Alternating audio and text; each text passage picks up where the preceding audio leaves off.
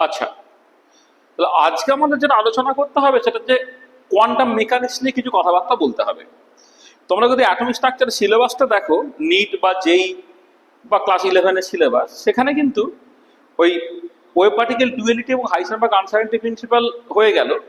এরপর আমাকে wave mechanical মডেলে আসতে হবে। সেই ওয়েভ মেকানিক্যাল মডেলে আসার আগে যেমন ক্লাস 11-এর সিলেবাসে দেখবে এই সোডিঞ্জার ইকুয়েশন, সেখানে নিয়ে একটা ব্রিফ ডেসক্রিপশনের কথা বলা হয়েছে।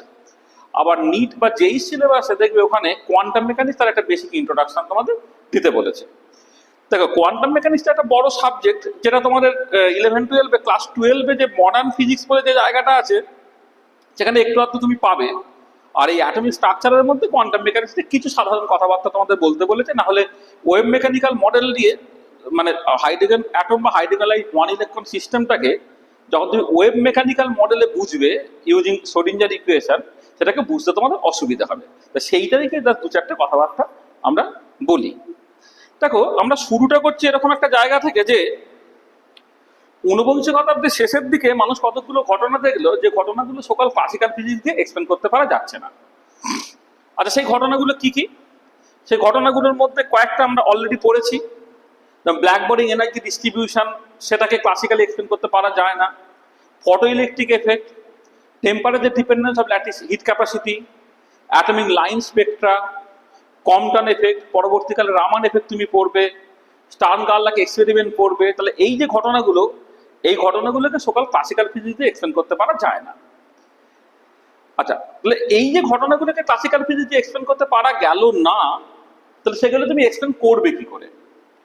তাহলে এক্সপ্লেন করার জন্য তোমাকে একটা নতুন ম্যাথামেটিক্যাল টুল বের করতে হবে, যে ম্যাথামেটিক্যাল টুলটাই হচ্ছে তোমার কোয়ান্টাম মেকানিক্স। তার মানে কোয়ান্টাম মেকানিক্স মূলত হচ্ছে একটা mathematical tool that can be successfully use to describe the statics and dynamics of a microscopic আর সাবঅ্যাটমিক পার্টিকেল।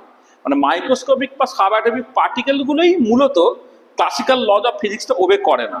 হয়তো কোথাও কোথাও কিছু ম্যাক্রোস্কোপিক সিস্টেম আছে বা বাল্ক সিস্টেম আছে বা বড় সিস্টেম আছে যেটা ক্লাসিক্যাল ফিজিক্স ওবে করে না, যেখানে কোয়ান্টাম মেকানিক্স ইম্পর্টেন্ট হয়ে পড়ে। কিন্তু মূলত কোয়ান্টাম মেকানিক্সটা ইউজফুল হয় মাইক্রোস্কোপিক বা সাবঅ্যাটমিক পার্টিকেলকে বোঝার জন্য। ক্লাসিক্যাল মেকানিক্স মাইক্রোস্কোপিক লেভেল, ধরো ইলেকট্রন, প্রোটন, মলিকুল, এই জায়গায় গিয়ে কিন্তু ফেল করে। তাহলে কোয়ান্টাম মেকানিক্স জিনিসটা যদি এক কথায় তুমি বলো, কোয়ান্টাম মেকানিক্সটা কি?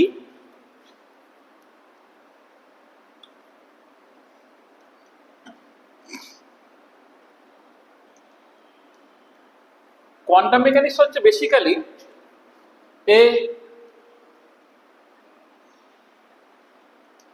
mathematical tool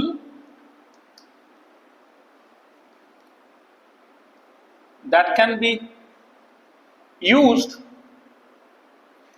to understand the statics and dynamics of a microscopic or subatomic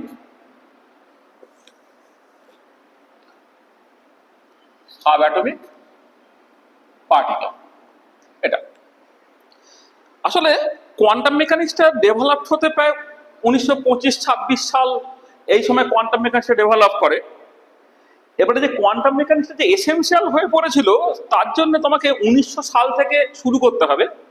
1900 সালে বিজ্ঞানী ম্যাক্স প্ল্যাঙ্ক, তিনি যখন ব্ল্যাক বডি এনার্জি ডিস্ট্রিবিউশন কার্ভটাকে এক্সপ্লেন করার চেষ্টা করলেন, তিনি যেটা দেখলেন যে একটা black body is consist of huge number of oscillator, যে অসিলেটরগুলো যখন এনার্জি এক্সচেঞ্জ করবে সে ডিসক্রিট বা কোয়ান্টাইজড ওয়েতে করবে। অর্থাৎ ক্লাসিক্যাল মেকানিক্সে যেটা ভেবে নেওয়া হতো যে এনার্জি একটা কন্টিনিউয়াস কোয়ান্টিটি এবং এনার্জি এক্সচেঞ্জ না হবে একটা কন্টিনিউয়াসলি, কিন্তু ব্ল্যাক বডি এনার্জি ডিস্ট্রিবিউশন কার্ভটাকে এক্সপ্লেন করতে গিয়ে বিজ্ঞানী ম্যাক্স প্ল্যাঙ্ককে ধরে নিতে হলো যে না, এনার্জি এক্সচেঞ্জ কিন্তু ডিসক্রিট বা কোয়ান্টাইজড ওয়েতে হতে পারে। এবং এই যে ফিলোজফিটা, নতুন একটা ফিলোজফি, সেই ফিলোজফিটা আইনস্টাইন অ্যাডাপ্ট করলেন। আইনস্টাইন ফটো ইলেকট্রিক এফেক্টে যখন এক্সপ্লেন করলেন, তখন তিনি বললেন যে লাইটের যে এনার্জিটা, সেই এনার্জিটাও কিন্তু ডিসক্রিট বা কোয়ান্টাইজড ওয়েতে থাকে। মানে এখানে শুধুমাত্র এনার্জি এক্সচেঞ্জটা ডিসক্রিট বা কোয়ান্টাইজড ওয়েতে হচ্ছে সেরকম নয়, মানে এনার্জি থাকছেই ইটসেলফ ডিসক্রিট বা কোয়ান্টাইজড ওয়েতে। তোমরা ফোটনের কনসেপ্ট দেখেছো এবং ফটোইলেকট্রিক ইফেক্টের এক্সপ্লেনেশনটা তুমি দেখেছো। তারপরে temperature dependence of lattice hit capacity বা অ্যাটমিক লাইন স্পেকটাকে এক্সপ্লেন করার জন্য বোর থিওরি, এই সমস্ত জায়গাতেই কিন্তু অ্যাকচুয়ালি এনার্জিটাকে ডিসক্রিট বা কোয়ান্টাইজড ওয়েতে এক্সচেঞ্জ হচ্ছে, বা এনার্জি কোথাও কোথাও ইন্ট্রিনসিক্যালি ডিসক্রিট বা কোয়ান্টাইজড ওয়েতে থাকে, সেটা কিন্তু অ্যাকচুয়ালি বারবার ঘুরে ফিরে এসেছে আর কি। মানে এক্সপেরিমেন্ট অ্যাকচুয়ালি সাজেস্ট করছে যে এনার্জিটা ডিসক্রিট বা কোয়ান্টাইজ। মানে ব্যাপারটা এরকম দেখো, মানে ধরো তুমি হয়তো কাউকে জল বা দুধ দিতে চাইছো, তুমি যতটুকু চাইবে ততটুকু দিতে পারবে, কিন্তু যদি তোমাকে মার্বেল দেওয়ার কোশ্চেন্স থাকে, তোমাকে আইদার একটা মার্বেল দিতে হবে, না হলে দুটো, না হলে তিনটে, ইত্যাদি ইত্যাদি। তার মানে এখান থেকে তোমার ডিসক্রিটনেসটা তুমি পরিষ্কারভাবে বুঝতে পারছো। অর্থাৎ এনার্জি ডিসক্রিট বা কোয়ান্টাইজ, এইটা কিন্তু অনেকগুলো ঘটনা যার এক্সপ্লেনেশন ক্লিয়ারলি বলে দিল যে এনার্জিটা ডিসক্রিট বা কোয়ান্টাইজড হতে হবে।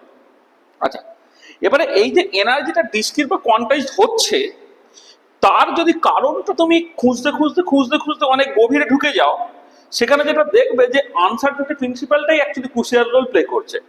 এই যে হাইসেনবার্গ আনসার্টেনিটি প্রিন্সিপাল যেটা বলছে যে position and momentum of a particle cannot be describe simultaneously with arbitrary precision, এটাই কিন্তু ক্রুশিয়াল জায়গাটা। যে ক্লাসিক্যাল ফিজিক্সে আর কোয়ান্টাম ফিজিক্সে বা ক্লাসিক্যাল মেকানিক্স এবং কোয়ান্টাম মেকানিক্সে রেজাল্টগুলো যে অনেক ক্ষেত্রে আলাদা হয়ে যায়, তার মূল কারণটা হচ্ছে তোমার হাইসেনবার্গ আনসার্টেনিটি প্রিন্সিপাল। অর্থাৎ যে মাইক্রোস্কোপিক বা সাবঅ্যাটমিক ওয়ার্ল্ডে যা কিছু স্ট্রেঞ্জ বিহেভিয়ার, যা কিছু পিকুলিয়ার বিহেভিয়ার, সেটা আসতে হচ্ছে আনসার্টেনিটি প্রিন্সিপালের জন্য। আর আনসার্টেনিটিটা কেন আছে, কেন পজিশন মোমেন্টাম দুটোকে সাইমালটেনিয়াস উইথ আরবিট্রারি প্রিসিশন মাপা যায় না, যেখানে ক্লাসিক্যালি তো পজিশন মোমেন্টাম দুটোকে সাইমালটেনিয়াস উইথ আরবিট্রারি প্রিসিশন মাপা যেত, এখানে কেন যাচ্ছে না, তার কারণটা কিন্তু লুকিয়েছে ওয়েভ পার্টিকেল ডুয়েলিটির উপরে। তোমার ওই লাইটের ওয়েভ পার্টিকেল ডুয়েলিটি বা পার্টিকেলের ওয়েভ পার্টিকেল ডুয়েলিটি, সেটাই অ্যাকচুয়ালি রেসপন্সিবল যে কেন আনসার্টেনিটি প্রিন্সিপাল আছে বা পজিশন মোমেন্টাম দুটোকে সাইমালটেনিয়াসলি তুমি আরবিট্রারি প্রিসিশন মাপতে পারছো না। তার মানে এই জিনিসগুলো সবকিছু একটা সাথে কনসিস্টেন্ট। আচ্ছা, 1925 সাল নাগাদ মানুষ বুঝে গেল যে ক্লাসিক্যাল ফিজিক্স দিয়ে সব চলবে না, একটা বড় জায়গা থাকবে মূলত মাইক্রোস্কোপ এবং সাবঅ্যাটমিক ওয়ার্ল্ড, যেখানে কিন্তু ক্লাসিক্যাল ফিজিক্স ফেল করবে, সেখানে তোমাকে কোয়ান্টাম ফিজিক্সটাকে ব্যবহার করতে হবে। আচ্ছা, এই যে ক্লাসিক্যাল ফিজিক্সের ডিটেল ফেলিওরটা কি, ক্লাসিক্যাল ফিজিক্স কি, এই ডিটেলিং এর মধ্যে আমরা ঢুকছি না, সেগুলো বলার অন্য জায়গা থাকবে, সেখানে আমরা বলবো। আমাদের সিলেবাসে যেভাবে আছে আমরা সেইটুকু জাস্ট কুইকলি বলে দেওয়ার চেষ্টা করছি। সেটা হচ্ছে যে 1925 নাগাদ যখন মানুষ বুঝে গেল যে মাইক্রোস্কোপিক বা সাবঅ্যাটমিক পার্টিকেলকে বুঝতে গেলে তোমাকে অন্য রকমের একটা ফিজিক্স লাগবে, অর্থাৎ তোমাকে একটা নতুন মেকানিক্স ডেভেলপ করতে হবে। সেই মেকানিক্সটা দুজন লোক সাইমালটেনিয়াসলি ডেভেলপ করলেন। একটা হচ্ছে হাইসেনবার্গের যে অ্যাপ্রোচটা হচ্ছে ম্যাট্রিক্স অ্যাপ্রোচ বা ম্যাট্রিক্স অ্যালজেব্রা। আচ্ছা, হাইসেনবার্গ ব্যাপারটাকে ভাবলেন এইরকম ভাবে যে যেহেতু কোয়ান্টাম মেকানিক্সের ডিসক্রিটনেসটাই অ্যাকচুয়াল সিচুয়েশন, ডিসক্রিটনেসটাই মেন ফিচার, তাহলে আমাকে এমন একটা ম্যাথামেটিক্যাল টুল ব্যবহার করতে হবে যেখানে এই ডিসক্রিটনেসটা অ্যাকচুয়ালি আছে, ম্যাট্রিক্স অ্যালজেব্রার মধ্যে সেই ডিসক্রিটনেসটা আছে। প্রায় একই সময়ে শোডিঞ্জার তিনি সিচুয়েশনটাকে একটু অন্যরকম করে ভাবলেন। তিনি বললেন যে দেখো, এই যে ওয়েভ পার্টিকেল ডুয়েলিটি আছে বলে একটা পার্টিকেল সে এখন ঠিক পার্টিকেলের মতো নয়, সে পার্টিকেল একটা ওয়েভ ক্যারেক্টার আছে। সেই জন্য তিনি একটা ওই পার্টিকেলের জন্য একটা ওয়েভ ইকুয়েশন তৈরি করলেন। ক্লাসিক্যাল ওয়েভ ইকুয়েশন থেকে শুরু করে সেখানে তোমার ওয়েভ পার্টিকেল ডুয়েলিটি বা আনসার্টেনিটি প্রিন্সিপালের যে ইনফরমেশনগুলোকে ঢুকিয়ে দিয়ে তিনি একটা ওয়েভ ইকুয়েশন পেলেন, যাকে বলা যায় শোডিঞ্জার ওয়েভ ইকুয়েশন। এবং কোয়ান্টাম মেকানিক্সটা শোডিঞ্জার একটা ওয়েভ ইকুয়েশনের মতো করে বোঝার চেষ্টা করলেন। আর এইখানে হাইসেনবার্গ এবং শোডিঞ্জারের অনেক ডিবেট আছে। সেই ডিবেটগুলো তোমরা ইন্টারনেট সার্চ করলে দেখবে, বা আমাদের যে লেখা বইপত্র আছে সেখানে দেখবে এই ডিবেটের কথাগুলো কোট আনকোট প্রপারলি বলা আছে। মোদ্দা কথা যেটা, সেটা হচ্ছে যে হাইসেনবার্গ যে ম্যাট্রিক্স অ্যালজেব্রা এবং শোডিঞ্জারের যে ওয়েভ মেকানিক্স, দুটোই কিন্তু ইকুইভ্যালেন্ট ইন দ্য সেন্স যে কোনো একটা পার্টিকুলার প্রবলেমকে দুটো মেথডের যে কোনো একটা মেথড যদি তুমি সলভ করো, আলটিমেটলি একই রেজাল্ট পাবে। এবারে আমাদের এই ধরো 11-12 লেভেলে ম্যাট্রিক্স অ্যালজেব্রাতে আমরা অত বেশি কমফোর্টেবল হই না। আমাদের বেসিক্যালি যতটুকু আছে ততটুকু হচ্ছে কোয়ান্টাম, যতটুকু শোডিঞ্জার ওয়েভ ইকুয়েশন থেকে। তাহলে আমরা যতটুকু আলোচনা করবো সবটাই হচ্ছে শোডিঞ্জার ওয়েভ ইকুয়েশনের উপরে বেস করে। তাহলে আমরা আর ডিটেলিং এর মধ্যে ঢুকছি না, একদম সরাসরি শ্রোডিঞ্জার ওয়েভ ইকুয়েশনে আসে এবং সেইখান থেকে কি সব পাওয়া যায় সেটা একটুখানি দেখে নিই। আচ্ছা, আমরা শুরুটা করছি তোমার শ্রোডিঞ্জার ওয়েভ ইকুয়েশন থেকে,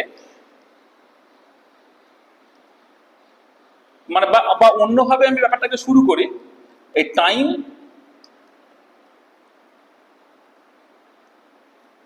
ইন্ডিপেন্ডেন্ট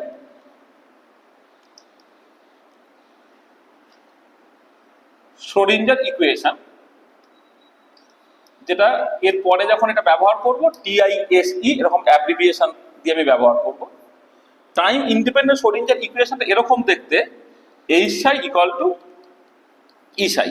শর্ট হ্যান্ড নোটেশনে টাইম ইন্ডিপেন্ডেন্ট শ্রোডিঞ্জার ইকুয়েশনটা হচ্ছে H Sai equal to E Sai.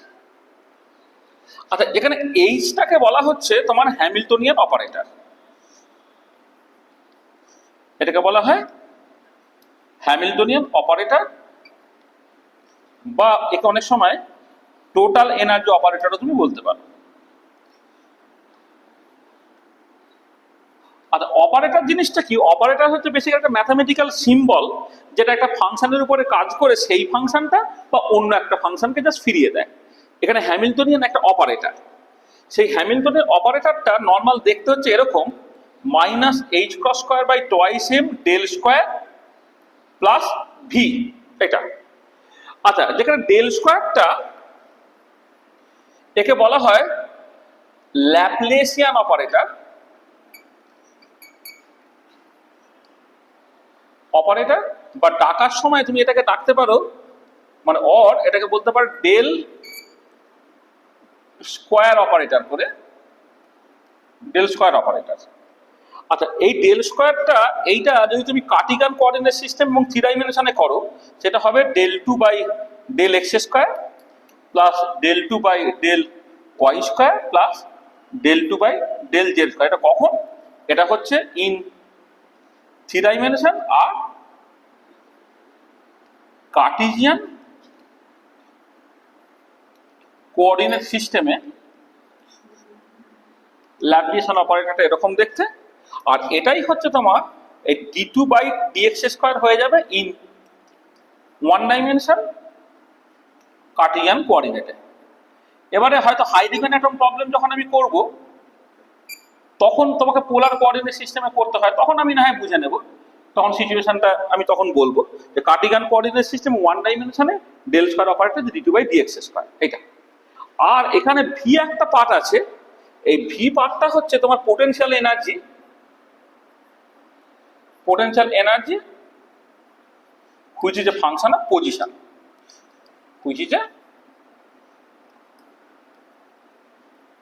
function of position। তার মানে ভিটাকে তুমি just V x y z করবে যখন তোমার 3 ডাইমেনশন এবং কার্টিগান কোঅর্ডিনেট সিস্টেমে, আর এইটা V as a function of x হবে, সেটা হচ্ছে 1 ডাইমেনশন এবং কার্টিগান কোঅর্ডিনেট সিস্টেমে।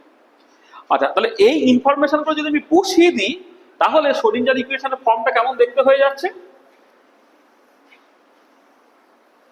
দেখো। তোমার এখন টাইম ইন্ডিপেন্ডেন্ট শ্রোডিঞ্জার ইকুয়েশনটা যদি 1 ডাইমেনশন এবং কার্টিজিয়ান কোঅর্ডিনেট সিস্টেমে করো, 1 ডাইমেনশন এবং কার্টিজিয়ান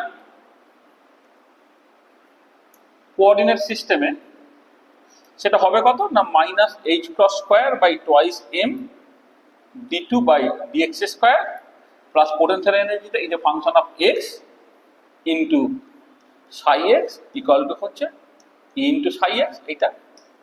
আর এটাই যদি তুমি 3 ডাইমেনশনে করো, 3 ডাইমেনশন এবং কার্টিজিয়ান কোঅর্ডিনেট সিস্টেমে দেখো, সেটা কেমন না, minus H cross square by twice m del 2 by del x square plus del 2 by del y square plus del 2 by del z square plus v, যেটা x y z এর function, এইটা সাইটা হচ্ছে তোমার x y z এর function equal to E psi x y z। তাহলে এই হলো তোমার time independent Schrodinger equation in Cartesian coordinate system, যেটাকে 1 ডাইমেনশনে দেখিয়েছি আর 2 ডাইমেনশনে আমি দেখিয়েছি এটা।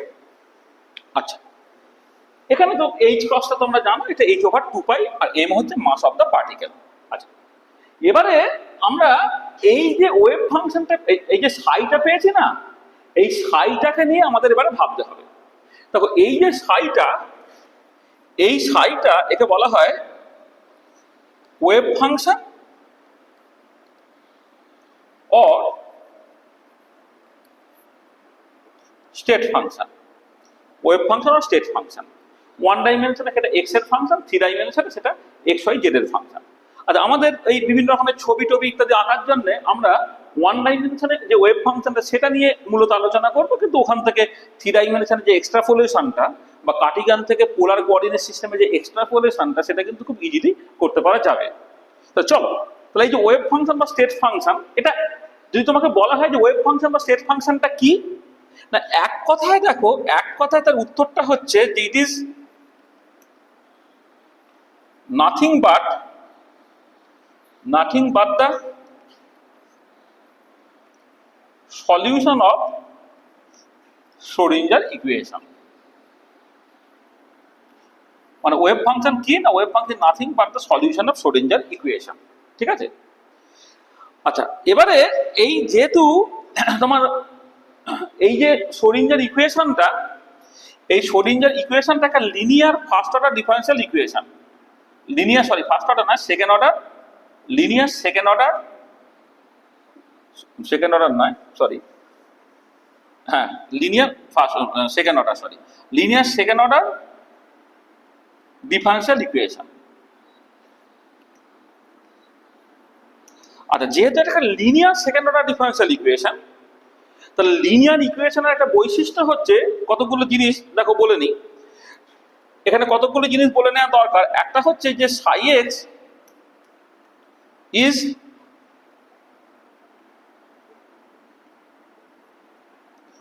ইন জেনারেল কমপ্লেক্স, এটা তুমি দেখাতে পারবে।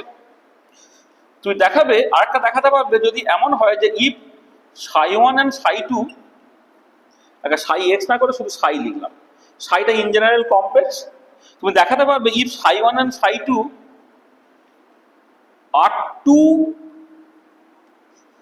solutions of time independent Schrodinger equation, they are arbitrary linear combination, they are arbitrary linear combination, যেটাকে তুমি লিখছো psi equal to c1 psi1 plus c2 psi2 is also a solution of time independent Schrodinger equation. তার মানে সাই one সাই two যদি valid wave function হয়, তাদের arbitrary linear combination, অর্থাৎ এই কম্বাইনিং কোএফিসিয়েন্টগুলো যা খুশি নেব তখন হয়ে যাবে সেটা আরবিট্রারি লিনিয়ার কম্বিনেশন, সেটাও হচ্ছে তার সলিউশন হবে। তাহলে এটা যেহেতু লিনিয়ার ইকুয়েশন, লিনিয়ার ইকুয়েশনের জন্য এটা মানে খুব ইজিলি তুমি দেখাতে পারো, সেই ডিটেলিং এর মধ্যে আমি আর যাচ্ছি না। যদি তোমার ধরো সাই ওয়ান এবং সাই টু যদি এই ইকুয়েশনটাকে স্যাটিসফাই করে, তাহলে তাদের আরবিট্রারি লিনিয়ার কম্বিনেশন একে স্যাটিসফাই করবে। আর এবারে দেখো, এই যে সাইটা এখানে ইন জেনারেল কমপ্লেক্স হবে, ধরো আমি প্রথমে ভাবলাম যে সাই ওয়ান সাই টু রিয়েল, কিন্তু কম্বাইনিং কোএফিসিয়েন্ট তুমি যা খুশি ধরতে পারি। তো কম্বাইনিং কোএফিসিয়েন্টটা ধরে নাও সি1টাকে তুমি রিয়েল ধরলে, সি2কে তুমি পিওরলি ইমাজিনারি আই বা কিছু একটা ধরলে, তাহলে দেখো কম্বিনেশনটা কিন্তু কমপ্লেক্স হয়ে যাচ্ছে। সেই জন্য লিনিয়ার ইকুয়েশন বলে দুটো জিনিস খুব ইম্পর্টেন্ট, যে সাই ওয়ান সাই টু যদি তার সলিউশন হয়, তাহলে তাদের আরবিট্রারি লিনিয়ার কম্বিনেশন তাদের সলিউশন হয়ে যাবে এবং ওয়েভ ফাংশনটা ইন জেনারেল কমপ্লেক্স হবে।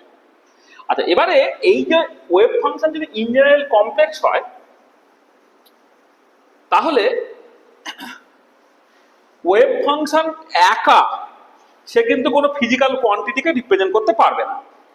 দেখো, আমার ফিজিক্যাল কোয়ান্টিটি মানে বেসিক্যালি মেজারেবল কোয়ান্টিটি, যেটাকে রিয়েল হতে হবে, নাহলে তুমি মাপতে পারবে না। ঠিক আছে? তাহলে যেটা ভীষণ ইম্পর্টেন্ট পয়েন্ট সেটা হচ্ছে এই যে সাই itself মানে একা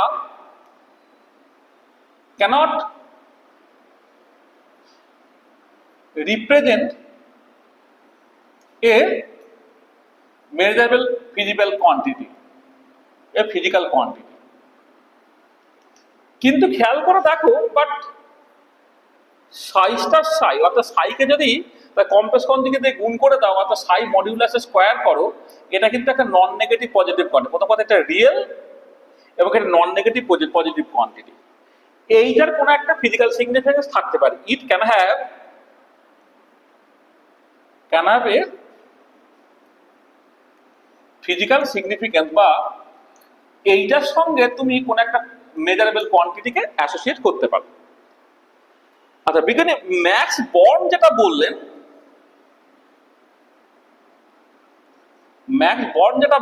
সেটা হচ্ছে এই যে এই সাই স্টার সাই অথবা সাই modulus square represents the probability density. এটা প্রবাবিলিটি ডেন্সিটি রিপ্রেজেন্ট করে। বা অন্যভাবে তুমি বলতে পারো, ধরো যদি সাইটা তোমার একটা এক্স এর ফাংশন হয়, তাহলে সাই স্টার এক্স সাই এক্স ডিএক্স এই যে কোয়ান্টিটিটা, সেইটা কি রিপ্রেজেন্ট করবে? এটা represents the probability of finding the particle within the region x and x plus dx। তাহলে তুমি যদি এই dx টাকে ইউনিট লেন্থ ধরতে, তাহলে এটা প্রবাবিলিটি ডেনসিটি হয়ে যেত। সাই মডুলাস স্কয়ার রিপ্রেজেন্ট করে প্রবাবিলিটি ডেনসিটি।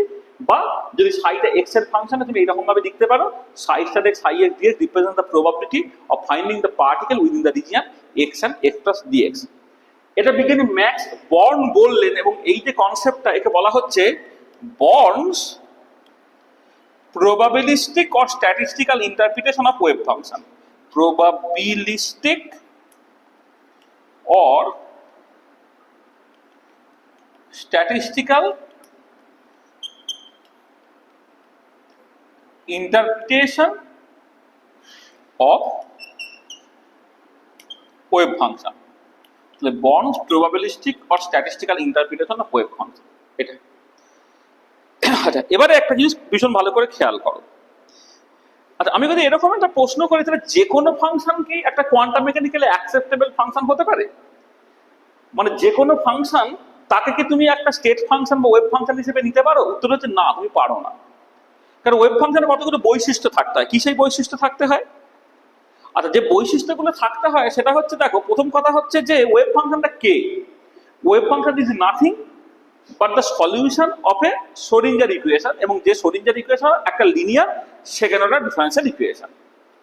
আচ্ছা, এবং ওই যে শ্রোডিঞ্জার ইকুয়েশনটা দেখো, যেহেতু একটা linear second order differential equation, তাহলে ওই ইকুয়েশনের মধ্যে সেকেন্ড ডেরিভেটিভ অফ সাই আছে, function of x d two psi dx square আছে। তাহলে যেহেতু linear second order differential equation, second ডেরিভেটিভটাকে এক্সিস্ট করতে হবে। সেকেন্ড ডেরিভেটিভ কখন এক্সিস্ট করবে? যখন ফার্স্ট ডেরিভেটিভ এক্সিস্ট করবে এবং সেটা কন্টিনিউয়াস হবে। আচ্ছা, ফার্স্ট ডেরিভেটিভ এক্সিস্ট করা তো বা কন্টিনিউয়াস হওয়া তো অনেক পরের কথা। ফার্স্ট ডেরিভেটিভ এক্সিস্ট করবে কিন্তু ওয়েভ ফাংশনটা কন্টিনিউয়াস হয়। তার মানে ওয়েভ ফাংশনটা সার্টেনলি তোমাকে ওটা মানে কন্টিনিউয়াস হতে হবে, এবং তার ফার্স্ট ডেরিভেটিভটা কন্টিনিউয়াস হতে হবে। তবে তোমার সেকেন্ড ডেরিভেটিভ এক্সিস্ট করবে, তবেই তুমি বলতে পারবে যে ওয়েভ ফাংশন একটা লিনিয়ার সেকেন্ড অর্ডার ডিফারেন্সিয়াল ইকুয়েশনকে স্যাটিসফাই করছে, বা wave function is the solution of the Schrodinger equation which is actually a linear second order differential equation। তাহলে দুটো ক্রাইটেরিয়া তুমি পেলে, একটা যে ওয়েভ ফাংশনটাকে কন্টিনিউয়াস হতে হবে, তার ফার্স্ট ডেরিভেটিভটাকে কন্টিনিউয়াস হতে হবে। আর যেটা ইম্পর্টেন্ট পয়েন্ট, সেটা হচ্ছে যে যেহেতু ওয়েভ ফাংশনের ফিজিক্যাল ইন্টারপ্রিটেশন হচ্ছে সাইন মডিউলাস স্কয়ারটা প্রবাবিলিটি ডেনসিটি রিপ্রেজেন্ট করে, আর প্রবাবিলিটি ডেনসিটি ইনফিনিটি হতে পারবে না। সেই জন্য এই ওয়েভ ফাংশনটা একটা ফাইনাইট ভ্যালু থাকতে হবে উইদিন দ্য গিভেন ডোমেইন। অর্থাৎ যে এক্স রেঞ্জের মধ্যে, মানে এক্স এর ডোমেইনের মধ্যে ওয়েভ ফাংশনটা এক্সিস্ট করছে, তার মধ্যে কিন্তু ওয়েভ ফাংশনটাকে ফাইনাইট হতে হবে। আর কোন একটা পার্টিকেল কোন একটা নির্দিষ্ট মুহূর্তে একটা পার্টিকুলার জায়গায় সে থাকতে পারে। পার্টিকুলার জায়গায় থাকতে পারে মানে হচ্ছে তোমার যে তোমার প্রবাবিলিটি ডেনসিটিটা কোন একটা পার্টিকুলার পয়েন্টে একটাই তার ইউনিক ভ্যালু থাকবে। এটা গ্যারান্টেড হবে কখন? যখন ওয়েভ ফাংশনটা আমার সিঙ্গেল ভ্যালু হবে। তাহলে কি হলো দেখো, যে প্রবাবিলিস্টিক ইন্টারপ্রিটেশন হয় বলে দিল ওয়েভ ফাংশনটা ফাইনাইট হবে, সিঙ্গেল ভ্যালুড হতে হবে। আর wave function by its very definition, যেহেতু এটা একটা লিনিয়ার সেকেন্ড অর্ডার ডিফারেন্সিয়াল ইকুয়েশনের সলিউশন অর্থাৎ শ্রোডিঞ্জার ইকুয়েশনের সলিউশন, তো ওয়েভ ফাংশনটা কন্টিনিউয়াস হতে হবে এবং তার ফার্স্ট ডেরিভেটিভটা কন্টিনিউয়াস হতে হবে। তাহলে দেখো, আমি এই যে ওয়েভ ফাংশনটা বললাম, তাহলে সেই ওয়েভ ফাংশন সম্বন্ধে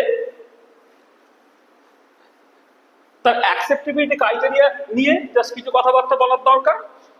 তাহলে প্রথম যেটা আমি বলছি যে উইদিন দ্য গিভেন মানে এটা হচ্ছে acceptability criteria of the wave function. Acceptability criteria of wave function এটা। তাহলে অ্যাকসেপ্টেবিলিটি ক্রাইটেরিয়া অফ ওয়েভ ফাংশনটা কি বলা হচ্ছে যে within the given domain, domain মানে এক্স এর যে ভ্যালুটা আগে, উইদিন দ্য গিভেন ডোমেইন এক নম্বর হচ্ছে সাই এক্স মাস্ট বি ফাইনাইট, আমি ওয়ান ডাইমেনশনাল প্রবলেম হিসেবে এটাকে ভাবছি। 2 নম্বর সাই x must be single valued. 3 নম্বর হচ্ছে সাই এক্স মাস্ট বি কন্টিনিউয়াস। আর 4 নম্বর তার first derivative D Sai x by D x এইটা মাস্ট বি কন্টিনিউয়াস। তাহলে দেখো within the given domain wave ফাংশনটা ফাইনাইট, সিঙ্গেল ভ্যালু, কন্টিনিউয়াস এবং তার ফার্স্ট ডেরিভেটিভ যদি continuous হয় তাহলে সেই ফাংশনটা হয়ে যাবে কোয়ান্টাম মেকানিক্যাল অ্যাকসেপ্টেবল। এটা ভীষণ ভীষণ ইম্পর্টেন্ট যে কোনো ফাংশনকে তুমি কোয়ান্টাম মেকানিক্যাল অ্যাকসেপ্ট করতে পারো না, সেই সমস্ত ফাংশনগুলিকে তুমি কোয়ান্টাম মেকানিক্যাল অ্যাকসেপ্ট করতে পারবে যেগুলো finite, single valued, continuous with its continuous first derivative হবে। আচ্ছা, তাহলে দেখো আমি ওয়েভ ফাংশন নিয়ে কিছু কথাবার্তা বললাম। কি কথাবার্তা বললাম? যে ওয়েভ ফাংশনগুলো এই 4টে ক্রাইটেরিয়া স্যাটিসফাই করবে এবং wave function in general complex হতে পারে। ওয়েভ ফাংশনের লিনিয়ার কম্বিনেশন দিলে তারা বেসিক্যালি সেম স্টেট রিপ্রেজেন্ট করবে, মানে সাই ওয়ান যে স্টেট রিপ্রেজেন্ট করে সাই টু সাই ওয়ান সাই টু যদি লিনিয়ারলি ডিপেন্ডেন্ট হয় দাদা, অর্থাৎ যদি কোনো একটা ফাংশনকে অন্য একটা ফাংশনের সাথে তুমি একটা কনস্ট্যান্ট গুণ করে পেয়ে যাও তাহলে লিনিয়ারলি ডিপেন্ডেন্ট ফাংশন হয়। ধরো এক্স আর 5x linearly dependent, x square 2x square linearly dependent, তারা সেম স্টেট রিপ্রেজেন্ট করবে। আর wave function in general complex, সেই জন্য তার জিওমেট্রি তার ফিজিক্যাল ইন্টারপ্রিটেশন পেতে গেলে তোমাকে সাই মডুলাস স্কোয়ার থেকে নিতে হবে, that actually represents the probability density. ঠিক আছে এটা। আচ্ছা, এবারে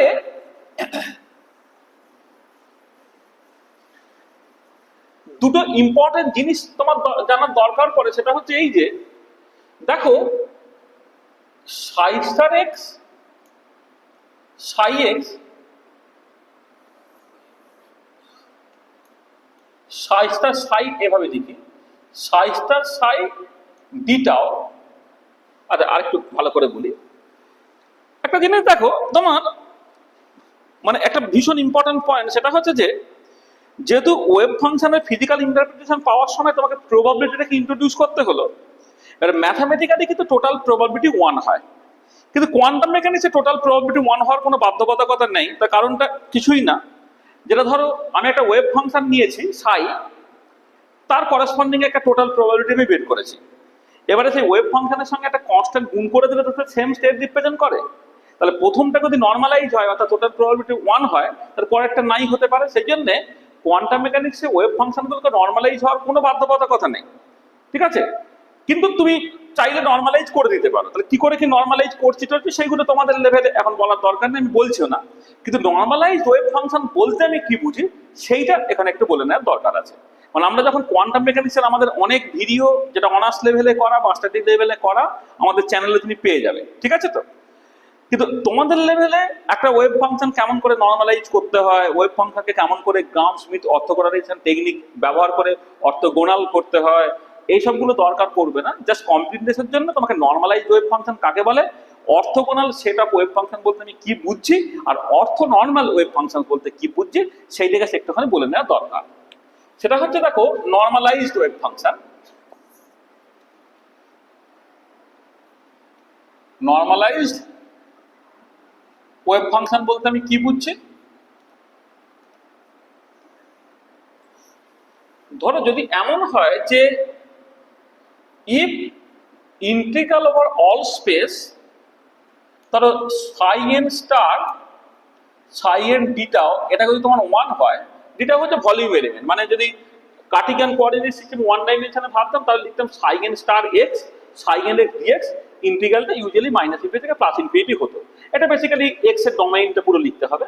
তাহলে ইন্টিগ্রাল ওভার অল স্পেস মানে হচ্ছে ইউজুয়ালি ওয়ান ডাইমেনশনে মাইনাস ইনফিনিটি থেকে প্লাস ইনফিনিটি, কোথাও কোথাও হয়তো কিছু রেস্ট্রিকশন দিয়ে দেওয়া হয়, যেমন ধরো পার্টিকেলের বক্সের ক্ষেত্রে বলেই দেওয়া হয় যে 0 থেকে এল এর মধ্যে পার্টিকেলটা আছে, তার বাইরে পার্টিকেলটা থাকতে পারে না, তখন তুমি ইন্টিগ্রেশনটা 0 থেকে এল এর মধ্যে করবে।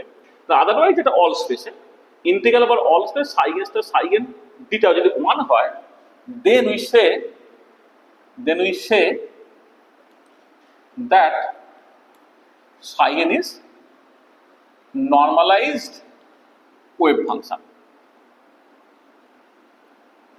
তাহলে এইটা যেটা রিপ্রেজেন্ট করে তোমার টোটাল প্রবাবিলিটি, এই টোটাল প্রবাবিলিটি 1 হওয়া, টোটাল প্রবাবিলিটি 1 হয়ে যাওয়া মানে হচ্ছে ওটা নরমালাইজড ওয়েভ ফাংশন হয়ে গেল। আচ্ছা, আরেকটা হচ্ছে তোমার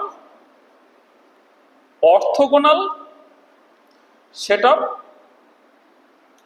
বা অর্থোগোনাল ওয়েভ ফাংশনস, ধরো বললাম অর্থোগোনাল ওয়েভ ফাংশনস। ধরো আমি বললাম যে late psi m and psi n are two linearly independent wave functions। এটা আর এবার যদি এরকম হতো, if integral over all space, তাহলে psi m star psi n beta এটা যদি 0 হয়ে যায়, then we say that psi n and psi n are orthogonal। মানে অর্থোগোনাল মানে ভেক্টরের টার্মস যদি তুমি ভাবো ওটা পারপেন্ডিকুলার, ঠিক আছে? এটা মানে একজনের প্রজেকশন আর একটার উপরে দিলে সেটা 0 হয়ে যাবে, তাহলে হচ্ছে অর্থোগোনাল। অর্থোগোনাল মানে ভেক্টরের terms this is nothing but perpendicular. এটা আর একটা থাকে যাকে বলা হয় অর্থোনর্মাল সেট অফ ওয়েভ ফাংশনস। তাহলে আমি বললাম ধরো লেট এই psi n is a set of linearly independent wave function।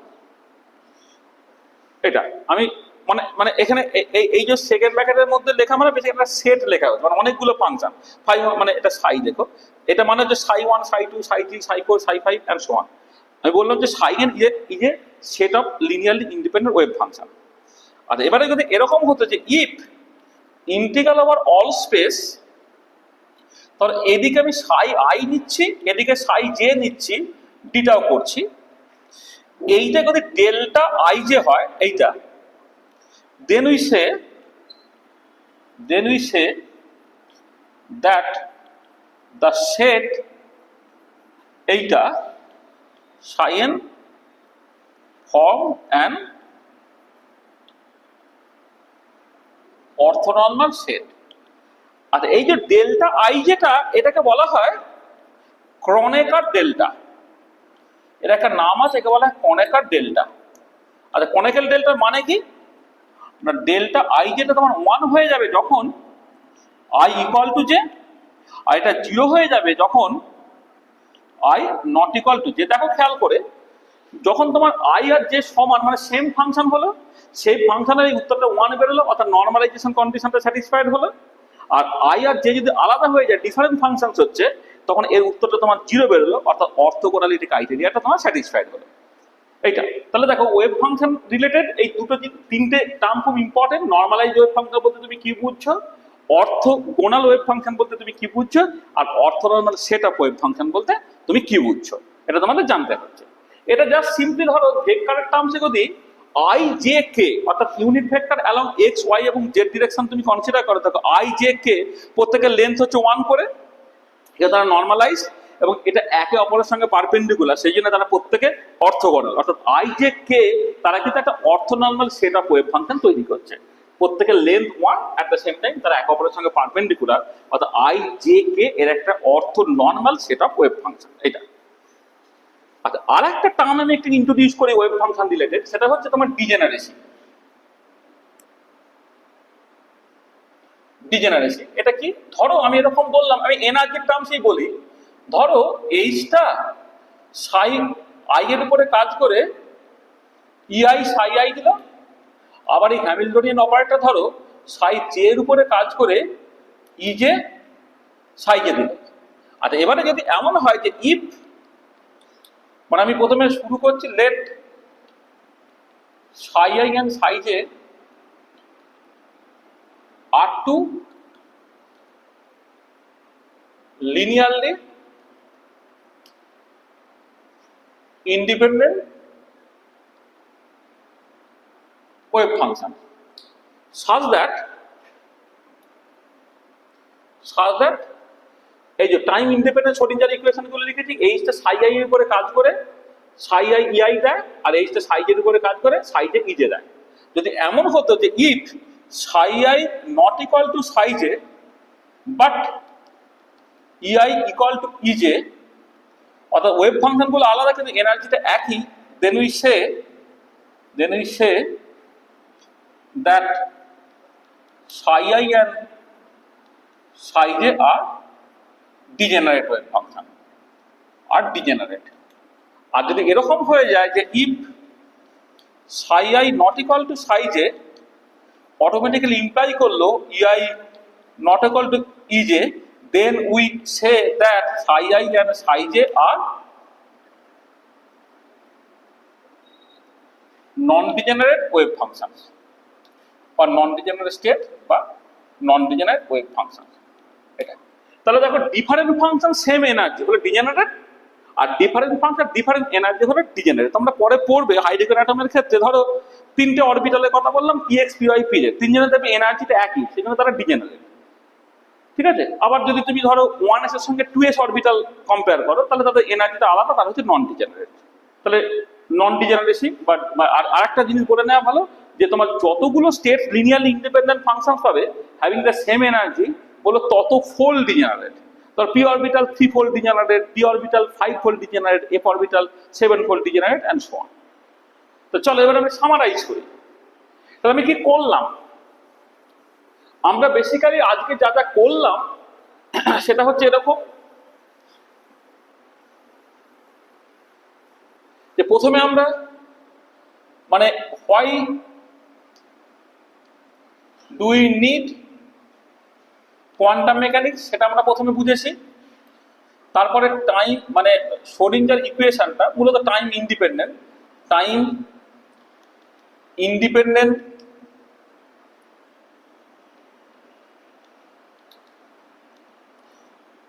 Schrodinger ইকুয়েশনটা বলে তার প্রত্যেকটা টার্ম আমি ডেসক্রাইব করেছি। তারপরে আমরা ওয়েভ ফাংশনে চলে এসেছিলাম।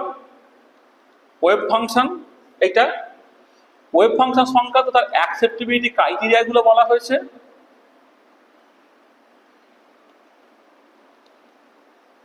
অ্যাকসেপ্টেবিলিটি ক্রাইটেরিয়াটা বলা হয়েছে। তারপরে তুমি তার ফিজিক্যাল ইন্টারপ্রিটেশন, যেটা ফিজিক্যাল সিগনিফিক্যান্স এটা ওয়েভ ফাংশনের, সেটা বলা হয়েছে এটা। তারপরে তুমি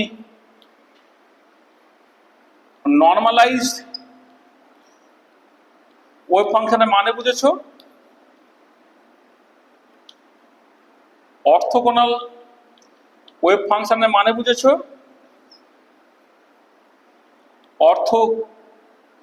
নর্মাল ওয়েভ ফাংশনের মানে বুঝেছো, ডিজেনারেশনের মানে বুঝেছো। ঠিক আছে, তাহলে এই হচ্ছে মোটামুটি ভাবে মানে মিনিমাম যে ইনফরমেশন গুলো আমাদের লাগবে ওয়েভ মেকানিক্যাল মডেলটাকে বোঝার জন্য, আমরা সেটাকে বললাম।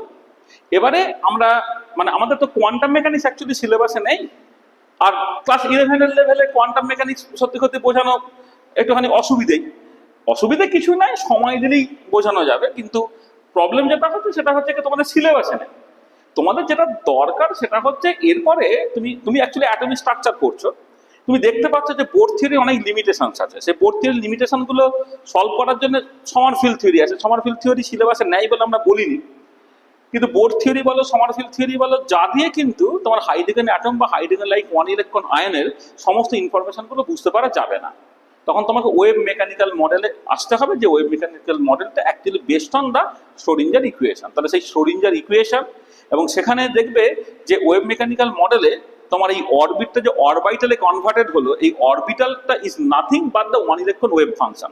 তাই সেই ওয়েভ ফাংশন কি সেটা খায় না মাথায় দেয়, ফিজিক্যাল ইন্টারপ্রিটেশন কি, সেই নিয়ে কিছু ধারণা তোমাদের থাকতে হবে বলে আমরা খুব ব্রিফলি কোয়ান্টাম মেকানিক্সটাকে এখানে ইন্ট্রোডিউস করলাম, যেটা তোমাদের সিলেবাসের মধ্যে আছে।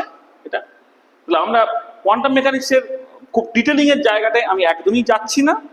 যদি কেউ ইন্টারেস্টেড হও তাহলে আমাদের কোয়ান্টাম মেকানিক্সের অন্তত কয়েকশো ভিডিও করা আছে আমাদের যে ওই এনকেবি লেকচারস অন ফিজিক্যাল কেমিস্ট্রি যে ইউটিউব চ্যানেলটা, যে চ্যানেলে তোমরা এটা দেখছো আর কি, সেখানে সেটা তোমরা চাইলে ওই প্লে লিস্টে চলে যাবে কোয়ান্টাম মেকানিক্স, সেখানে দেখবে লেকচার 1, লেকচার 2, লেকচার 3 করে পরপর করে হিউজ লেকচারস আছে, তুমি সমস্ত ইনফরমেশনগুলো পেয়ে যাবে সেখানে, যারা ডিটেলে জানতে চাইছো আর কি। তাহলে আমরা আজকে এই পর্যন্তই রাখছি। নেক্সট ক্লাসে আমরা অ্যাকচুয়ালি ওয়েভ মেকানিক্যাল মডেলে চলে যাব। ওয়েভ মেকানিক্যাল মডেল মানে বেসিক্যালি তোমার শ্রোডিঞ্জার ইকুয়েশনের বেস করে কেমন করে অ্যাটমিক স্ট্রাকচারটাকে পড়তে হয় সেইটা নিয়ে আমরা ডিসকাস করব। ঠিক আছে, তাহলে আজকে এই পর্যন্তই থাকলো। নেক্সট দিন আবার এখান থেকে শুরু করতে পারবো। ঠিক আছে, রাখলাম।